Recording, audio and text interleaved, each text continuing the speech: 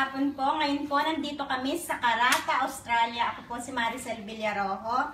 Ngayong araw po, matatanggap ko na yung aking rewards at kasama ko po yung mga teammates ko sa Karata.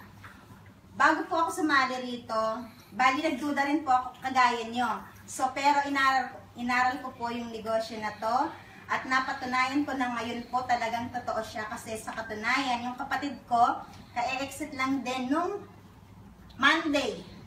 Tapos yung isang kapatid ko, last 2 days, yung Wendy. And then kagabi din po, si Christian Villarojo at saka si Remy. So ngayon po, narito po kami para saksihan ang pagbibigay ng rewards. Ganyan na. Ito na yung sinasabing scam. 1, 2. Scam yan, scam. Bibilangin natin yung pera na to. Akin na lang. Hindi na pwede sa amin.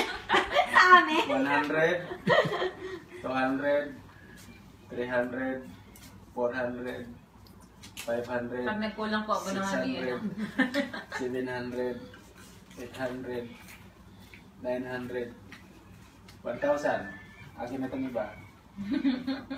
100, 200, 300, 400, 500, 600, 700, 800, 900, 1,000. So 2,000 na. Yep. Wow! 100, 200, 300, 400, 500, 600, 700, 800, 900, 3,000. 1,000, 3,000. Yep. 100, 200, 300, 400, 500, 600, 700, 900, 800.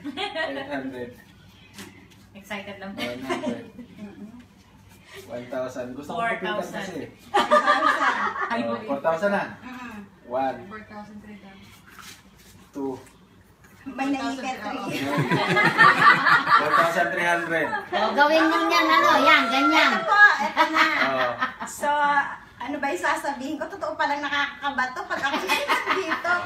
So, ito po, totoo siya. Ito po ba yung sinasabi nilang scam? Ang ano po, pag-aralan nyo rin kung gaano namin pinag-aralan. Kasi syempre, hindi naman kami paloloko, hindi biro yung in-invest na pera para magsimula. Kagaya ko, siguro talagang dahil talagang ako likas na naghahanap ng pagkakakitaan. Talagang naghanap ako ng ebidensya or pinag-aralan ko talaga siya. At talagang napatunayan ko marami na yung tumatanggap talaga. At hindi rin para manloko. At hindi rin para manloko ng iba. Kasi katunayan, nandito na rin ako sa punto na ako na ang makakahawak nitong reward. At isa pa, meron din akong inaantay na gold reward. So sa next video po yun, katunayan na talagang may product po yung gig. So, yung Global Intergold. So, para makita rin po ng ka-teammates ko dito at saka yung sa ibang teammates namin na nasa iba-ibang lugar. So, ngayon po, wala na masyadong masasabi. Ang na lang po, pasasalamatan ko po yung lahat ng ka-teammates ko, yung kode ko natin, Marsa. Ito po. Hindi po pala. So, gusto ko pong pasalamatan si Eileen Abendaño from Singapore. Siya po yung nag-introduce sa amin ng business na to. Kasama niya po yung kapatid niya na si Angeline from Japan. And I would like to thank Remy, Sharilyn, Franz, Nicole, and Tien from Canada. And Wendy and Kevin from USA. At syempre po yung mga ka-teammates ko sa Australia. Sina Evelyn, Melba, Apple, Christian, Armstrong, Marietta, Evelyn, at saka isang Eileen din, JC, Nexor, Michael, Jerlyn, IB, Pichi. So yung pong iba baka po makalimutan ko.